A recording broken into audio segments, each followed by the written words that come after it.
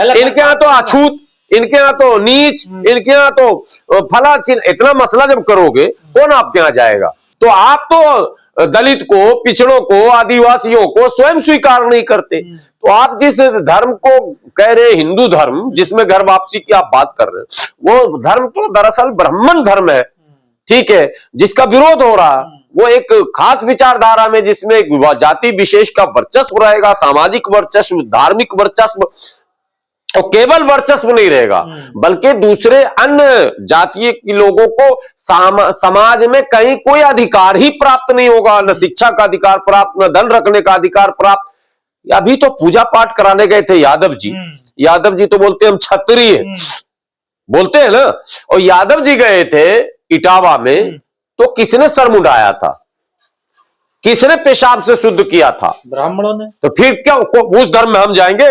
100 जन्म में न जाएंगे, किसी कीमत पर नहीं जाएंगे। मैं कहता हूं ना हिंदू राष्ट्र था, कभी नहीं था, न है न रहेगा। कल एक डिबेट में मैंने कहा, बात आई, ये लोग भारतीय संस्कृति को नहीं मानते, वंदे मातरम। एक मिनट, वंदे मातरम तो 1870 में लिखा गया, और भारत की संस्कृति तो बहुत पुरानी है, हजार साल पहले, 5000 साल पहले। तो पहले उस संस्कृति को मानोगे कि वंदे मातरम को मानोगे? तुम तो खुद कहीं नहीं टिक पा रहे हो, रोज नई नई बात लेके आ रहे हो और कह रहे हो ये संस्कृति है। वंदे मातरम कब से संस्कृति हो गई भारत की? यानी आनंद मठ ही हिंदुत्व का माने प्रतीक है क्या? क्या क्या नया नया ये माने मानसिक संतुलन खो रहे हैं। देखिए, सबसे पहले ये बात क्लियर हो जाए पूरे देश के सामने कि भारत में जो मुसलमान है, जो सिख है, जो ईसाई है, सिख तो 100% भारतीय ही है, मुसलमान 99% भारतीय है, ईसाई भी 95% लगभग भारतीय हैं। 2-4-5% जो अंग्रेजों के जमाने में थे, ह्यूम जैसे लोग जिन्होंने कांग्रेस का साथ दिया था, वो लोग हैं 5%, उनको भी मानिए। मूल रूप से ये सब के सब भारतीय हैं। अब 2-3 सवाल पैदा होता है, भारतीय हैं तो लोग कहते हैं इसका मतलब आपके पूर्वज हिंदू थे। मैं कल एक एनडीटीवी में कह रहा था कि हमने कहा ये क्या गारंटी कि मेरे पूर्वज हिंदू थे, मेरे पूर्वज बौद्धिस्ट भी हो सकते हैं। तो हमने कहा बौद्ध धर्म वाले तो नहीं चिल्ला रहे हैं कि आप आओ इधर घर वापसी में। भाई, प्राचीन धर्मों पर जब आप डिस्कस करोगे तो फिर ये भी तो आप कह सकते हो, ये कैसे मैं गारंटी दूं कि मेरे पूर्वज हिंदू थे? अगर हो सकता मेरे पूर्वज बौद्धिस्ट हो, जैनी हो, कुछ भी हो, नास्तिक हो, मैं तो नहीं जानता ना वो क्या थे, लेकिन इतना जानता हूं कि उन्होंने इस्लाम को स्वीकार किया। सवाल यहीं से पैदा होता है कि भारत में इस्लाम इतनी तेजी से फैला, सिखिज्म इतनी तेजी से फैला, क्रिश्चियनिटी फैला और फैल रहा है, और जिस बौद्धिज्म को पूरी ताकत से मिटाया गया था वो पुनः फिर से पुनर्जीवित होना शुरू हुआ, और उसकी भी तादाद लगातार बढ़ती जा रही है। लोग बौद्ध धर्म की तरफ बढ़ते जा रहे हैं। तो सवाल पैदा होता है कि आखिर ऐसा क्यों हो रहा? मेरे घर से लोग जा रहे हैं दूसरों के घर में, इसका मतलब है कि आपके घर की बनावट में, संरचना में, रख रखाव में, तौर तरीके में कमी है। मतलब धर्म में। फिर मैं घर घर की बात, घर वापसी समझने वाले समझ जाएं अपनी बात। तो आपके घर में अगर सब कुछ वेल मेंटेन होता, कहीं कोई कठिनाई, कोई परेशानी नहीं होती, तो लोग इस्लाम की तरफ क्यों जाते? लोग क्रिश्चियनिटी की तरफ क्यों जाते? इसी भारत में सिख धर्म जन्म लेता और सिख धर्म करोड़ों की तादाद में बढ़ क्यों जाता? इसी भारत में जिस बौद्ध धर्म को आपने समूल नाश कर दिया था पूरी ताकत से, वो फिर से पुनर्जीवित होकर अपने पांव पर खड़ा कैसे हो गया? इसका मतलब है कि आपके घर में खोट है, और उस खोट के आपका विषय है। आप आत्मचिंतन कीजिए, आप मंथन कीजिए, आप सोचिए, आप उन कमियों को ढूंढिए और उसमें सुधार कीजिए। नहीं, एक आरोप यह लगाया जाता है कि इस्लाम तलवार पर फैला। चलिए, इस्लाम तलवार पर फैला, अभी 2 सेकंड के लिए मान लिया मैंने, तो सिखिज्म किससे फैला? इनकी हिम्मत है, इनके मां ने दूध पिलाया है, ये सिख धर्म के खिलाफ बोल के दिखाएंगे। जानते हैं डर से क्या कहते हैं? बोले सिख तो हिंदू ही है। अच्छा, बौद्ध भी हिंदू ही है, क्रिश्चियन भी है, सब हिंदू ही है, तो फिर एक हम ही बच गए तुमसे लड़ने के लिए। बात समझ रहे? खा मखा का गेम। सिख धर्म के किसी भी ग्रंथी से पूछिए, धर्म के ज्ञानी से पूछिए, वो पूरी उसके माने अलग रूपरेखा, वो एक धर्म है, ठीक है, एक पंथ नहीं है, एक बाज़ाब्ता धर्म है। और इतना ही नहीं, इनके यहाँ तो अभी एक लड़ाई लिंगायत लड़ रही है कि भाई हमें धर्म स्वीकार किया जाए, ये आपके संज्ञान में होगा। साउथ में और लिंगायत में भी करोड़ों की संख्या, और उनका मानना है कि नहीं हमको धर्म के रूप में, वो कोर्ट भी गए हुए कि धर्म के रूप में स्वीकृति दी जाए। यदि ऐसा हुआ तो ये जो परसेंटेज इनका है ये और घट के नीचे आ जाए। आदिवासी भी तो लड़ रहे हैं, देखिए आदिवासी, सरना धर्म और कई मामलों को लेकर कोर्ट जंतर मंतर पर कई बार उन्होंने दिया। अगर वो भी स्वीकृति मिल गई उनको, फिर इनका आंकड़ा और नीचे आएगा। इनको पता है कि जब जब आंकड़े आते हैं धार्मिक आंकड़े, तो जो फास्ट ग्रोइंग रिलीजियस की बात आती है, तीव्रता के साथ, तेजी के साथ दुनिया में और देश में स्वीकार करने वाले धर्मों की सूची आई। अब तक जो आई लगातार 2015 से देख रहा हूं मैं, उसमें इस्लाम नंबर 1 पर बना हुआ है। अब इनको ये कठिनाई है कि हमने थूक जिहाद कहा, हमने मूत्र जिहाद कहा, हमने लैंड जिहाद कहा, हमने लव जिहाद कहा, हमने एजुकेशन जिहाद कहा, हमने मेडिसिन जिहाद कहा, हमने इनको हर जगह बदनाम किया। फर्जी वीडियो बना कर, आर्टिफिशियल वीडियो बना कर इनके चेहरे को बिगाड़ कर इनको क्रूर कहा, इनको तामसी भोजन करते हैं, ये मीट खाते हैं, तो ये मछली खाते हैं, तो ये मांसाहारी हैं, तो ये क्रूर हैं, ये निर्दयी हैं, ये बहुत बेकार हैं। सब कुछ किया आपने, उसके बावजूद भी लोग इसी तरफ आ रहे हैं। अब क्या करेंगे? अब इन्होंने ताकत का इस्तेमाल शुरू किया। इस बात का डर सता रहा है मोहन भागवत को? मोहन भागवत जी को डर सता नहीं रहा। मोहन भागवत जी तो बड़ी बड़ी बात बड़े हल्के अंदाज में रख देते हैं, झटके में बोल के निकल लेते हैं। लेकिन उनके अधीनस्थ जो काम करने वाली संस्थाएं हैं, जिसकी अगुवाई पिंकी चौधरी, टिंकी चौधरी, टिंकू जी, रिंकू जी, लंबू जी, नाटू जी जो भी कर रहे हैं, यति जी, सती जी, ठीक है, ये लोग खुले आम तलवार, गोली बारूद, बम और यहां तक के IS जैसे संगठन की तरह हमको बनना पड़ेगा। ये बयान आया हुआ, मैं नहीं कह रहा हूं कुछ भी। क्यों? आपको क्यों डर? आप कहते हैं तलवार से इस्लाम फैला। इस्लाम में कहीं तलवार का अभी जिक्र नहीं भारत में।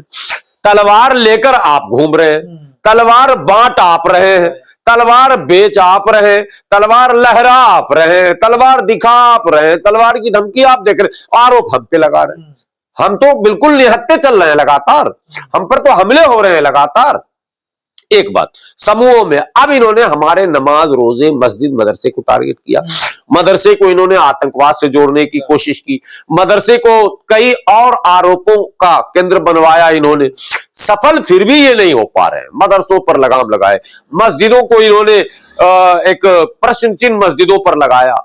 मस्जिदों से ये किया जाता, खुतबा में ये पढ़ा जाता, तकरीर में ये किया जाता, नमाज में ये, मतलब जितने कुप्रचार थे, जितनी मिथ्या आरोप थे, वो सब कर दिया। हुआ कुछ नहीं, बेनिफिट कुछ नहीं मिला इनको। पूरा निचोड़ में एक आदमी मिला, वसीम रिजवी उर्फ जितेंद्र त्यागी। वो बेचारा जाके वहां पछता नहीं रहा, फूट फूट के रो रहा, ठीक है। जो गया, एक महिला दिल्ली में बहुत वायरल है, वो कहती है मैं वकील भी हूं, वो सनातनी से ही मैं शादी करूंगी। आप समझे ना हमारा, वो टीवी डिबेट पे आती है, सब मौलाना पे हावी हो जाती है। इस्लाम के सारे नुक्स, इस्लाम की सारी खामियां, इस्लाम की सारी बुराइयां लगातार कर रही है वो, ठीक है। उन्होंने कहा मैं तो एकदम पक्का कट्टर सनातनी से शादी करूंगी। उस बेचारी की 3 शादी हो चुकी है। जिस सनातनी ने शादी किया सब ने उसको छोड़ दिया, ठीक है। अब वो रोता हुआ वीडियो भी उसका वायरल हुआ, ठीक है। और इस्लाम की खूबी देखिए, जो लड़कियां दूसरे धर्म से इस्लाम के में गई हैं, उनके वीडियो आ रहे हैं। अल्हम्दुलिल्लाह, माशाअल्लाह, सुभान अल्लाह, मैं खुश हूं, मैं क्या कहते हैं, अपने परिवार में मस्त हूं, इत्यादि इत्यादि, वो भी सोशल मीडिया पर चल रहे हैं। मोहन भागवत के बयान के बाद देखिए, जब कोई नेतृत्व करता है, ये तो निसंदेह कहा जाएगा कि हजरत मौलाना अरशद मदनी साहब मुसलमानों के बड़े हिस्से का नेतृत्व करते हैं, मतलब मजहबी पेशवा हैं, ठीक है, धार्मिक नेतृत्व करता है, रिलीजियस लीडर है, इसमें तो कोई इफ बट नहीं है। एक बड़े वर्ग के, 100% की बात मैं नहीं कर रहा हूं, एक बड़े वर्ग का, हर बड़े वर्ग के नेतृत्व करने वाले का कर्तव्य बनता है कि वो अपने अनुयायियों, अपने पीछे उनके मानने वालों के हौसले को बनाए रखें। तो ऐसे समय में जब बार बार संघ और संघ समर्थित संगठनों के भिन्न भिन्न प्रकार के बयान आ रहे थे और ऐसा लग रहा था कि ये आक्रमण कर देंगे, ये फोर्सफुली कन्वर्जन करा देंगे, और इन्होंने इसकी कोशिशें की, पकड़ दकड़ शुरू हुए, जय श्री राम बोलना पड़ेगा, तुझे झुकना पड़ेगा, उमरा करके आ रहे हैं उनको मंदिर में जबरदस्ती मत्था टेकवा दिया पकड़ के इसी दिल्ली में, ये 1 किलोमीटर दूरी पर। तो ये सारी घटनाएं जब लगातार घटने लगी तो अरशद मदनी साहब ने बाज़ाब्ता एक बड़े जलसे में ये कहा कि ऐसा नहीं कि हमने मां का दूध नहीं पिया, पूरी तकरीर को सुनेंगे, और ऐसा भी नहीं है कि हम चाहे तो उनसे क्या कहते हैं निमट न सकते हो, काउंटर न कर सकते, लेकिन हमने सब्र का दामन थामा। हम चाहते हैं इस मुल्क में अमन हो, चैन हो, सुकून हो, प्यार हो, प्रेम, ये हम कुर्बानी दे रहे हैं। हम प्यार की भीख भी मांग रहे हैं और प्यार के लिए समझौता भी कर रहे हैं। लेकिन अगर कोई ये समझ रहा है कि फोर्सफुली 20 करोड़ मुसलमानों का कन्वर्जन करा लेंगे, तो बोले ये क़यामत के आखिरी सुबह तक संभव नहीं है और होगा भी नहीं इंशाअल्लाह। ये मेरा भी मानना है। अरशद मदनी साहब ने जो भी बातें कही हैं वो अक्षरशः सही कही है। अंदाज कुछ भी उनका रहा हो, वो उसी अंदाज में बोलते भी है, उसी के लिए वो जाने भी जाते हैं, प्रसिद्ध है। उनका बयान हमेशा वैसा ही रहा है। तो बयान कोई आपत्तिजनक या थ्रेट नहीं, कहीं कोई थ्रेट नहीं है, वो तो थ्रेट के रूप में लिया जा रहा है ना, वायरल तो उसी रूप में किया जा रहा है। अब ये कह रहे हैं कि भड़का दिया, धमकी दे रहा, धमकी नहीं है। मैं 20 करोड़ हूं, दुनिया का इतिहास उठाकर देखिए, प्रथम विश्व युद्ध, द्वितीय विश्व युद्ध, तृतीय तो अभी हुआ नहीं है ना, दोनों विश्व युद्ध मिलाकर कितने लोग मारे गए? दोनों विश्व युद्ध में माने कुल मरने वालों की संख्या जो है वो करोड़ के अंदर है। हम 20 करोड़ हैं, तो अब कौन सा युद्ध करोगे कि 20 करोड़ को मार दोगे? कौन सा युद्ध करोगे? ये बात, ये धमकी क्या है? ये तो ओरिजिनल बात है, ये तो जेन्युइन बात है। और जब तुम मार नहीं सकते हो, रहना यही है, तुमको भी रहना, हमको भी रहना, सबको रहना, फिर रहने के रास्ते पर बात होनी चाहिए ना। रहने के सबसे बेहतर मार्ग क्या है, बेहतर रास्ते क्या है, बेहतर तरीके क्या है, किन सिद्धांतों पर रहेंगे तो इस देश का हम मिलजुल कर विकास करेंगे, उस पर चर्चा कीजिए। वापसी आपसी का मामला छोड़िए। संविधान में धार्मिक स्वतंत्रता है ना, मेरी इच्छा है ना, मेरी इच्छा है, संविधान ने यह अनुमति दी है, मैं मस्जिद जाऊं, मंदिर जाऊं, बौद्ध विहार जाऊं, गुरुद्वारा जाऊं, चर्च जाऊं, मेरी मर्जी है ना, मेरी मर्जी है ना। आप क्यों इस बात को कह रहे हैं? इनको करवा दो जरा, स्वागत कर लो, इनका घर वापसी कर देना है। इनके पूर्वज हिंदू थे, आपको कैसे पता मेरे पूर्वज हिंदू थे? जरा बताइए कौन से पूर्वज मेरे हिंदू थे, आप बताइए। नहीं थे, हम खारिज करते हैं, हम कहते हैं बौद्धिस्ट थे, क्या करोगे? अगर मान लिया जाए घर वापसी हो भी जाती है तो इनके यहाँ तो कई सारे खाने बने हुए ना, किस खाने में? वो तो मैंने पहले कह दिया, इनके घर में तो टेंट तक नहीं है, इनका घर तो साफ सुथरा नहीं है ना जी, हम उस घर में जा नहीं सकते हैं ना। पहले ये घर तो बता दें। इनके यहाँ तो अछूत, इनके यहाँ तो नीच, इनके यहाँ तो फला चिन्ह, इतना मसला जब करोगे कौन आपके यहाँ जाएगा? आपके यहाँ पर, हमारे यहाँ कम से कम ठीक है, जातीय व्यवस्था, भारतीय सभ्यता का असर इस्लाम पे भी है, क्रिश्चियनिटी पे भी, लेकिन मस्जिद में तो नहीं है, मदरसे में तो नहीं है, तो सब एक है, दावत में, खाने पीने में तो नहीं है। भाई शादी ब्याह नहीं करते हैं, कर भी लेते हैं, करने के बाद बवाल भी नहीं होता है। मैं खुद उदाहरण सामने हूं, कोई बवाल नहीं है। लेकिन इनके यहाँ तो अगर शादी हो गई तो अभी घटना घटी है जी, हो चुकी है। अभी इस साल की बात बता रहा हूं, 26 में भी घटना घटी है कि नहीं स्वीकार किया गया किसी कीमत पर।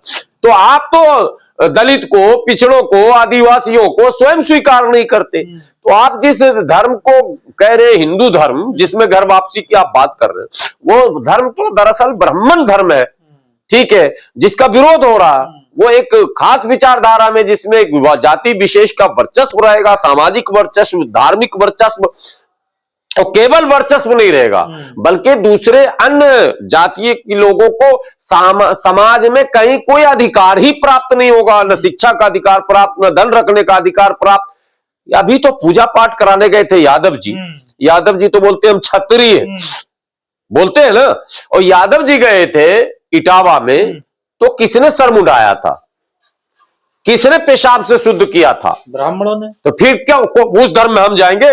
100 जन्म में न जाएंगे, किसी कीमत पर नहीं जाएंगे। तो फिर कैसे हिंदू राष्ट्र बनाएंगे? योगी जी और इस टाइप के नेता कहते हैं हिंदू राष्ट्र था, हिंदू राष्ट्र है, हिंदू राष्ट्र रहेगा। मैं कहता हूं ना हिंदू राष्ट्र था, कभी नहीं था, ना है न रहेगा। कल एक डिबेट में मैंने कहा, बात आई, ये लोग भारतीय संस्कृति को नहीं मानते, वंदे मातरम। एक मिनट, वंदे मातरम तो 1870 में लिखा गया और भारत की संस्कृति तो बहुत पुरानी है, हजार साल पहले, 5000 साल पहले। तो पहले उस संस्कृति को मानोगे कि वंदे मातरम को मानोगे? तुम तो खुद कहीं नहीं टिक पा रहे हो, रोज नई नई बात लेके आ रहे हो और कह रहे हो ये संस्कृति है। वंदे मातरम कब से संस्कृति हो गई भारत की? यानी आनंद मठ ही हिंदुत्व का मन प्रतीक है क्या? क्या क्या नया नया ये माने मानसिक संतुलन खो रहे हैं। ये भगदड़ जो मचा है इनके यहां, ये बिल्कुल बौखलाए हुए हैं। ये सत्ता का ताकत लगा के, प्रशासनिक ताकत लगा के, अफसरों को लगा के, पुलिस दारोगा लगा के, यहाँ नमाज पढ़ने नहीं देंगे, यहाँ रोजा रखने नहीं देंगे, यहाँ पूजा करने नहीं देंगे, यहाँ जयंती नहीं निकालने देंगे, यहाँ वो मनाने नहीं देंगे, यहाँ जलसा नहीं कर, यही सब में लगे हुए। तो मोहन भागवत के बयान से कोई खतरा नहीं है मुसलमानों को? नहीं, खतरा तो कभी जिंदगी में किसी के बयान से नहीं है, लेकिन जब कोई बोलेगा तो बोलेंगे तो बोलोगे कि बोलता है। जब बोलोगे तो जवाब में बोलना नेतृत्वकर्ता का कर्तव्य है नैतिक, कि वो जवाब दे, वो खामोश न रहे।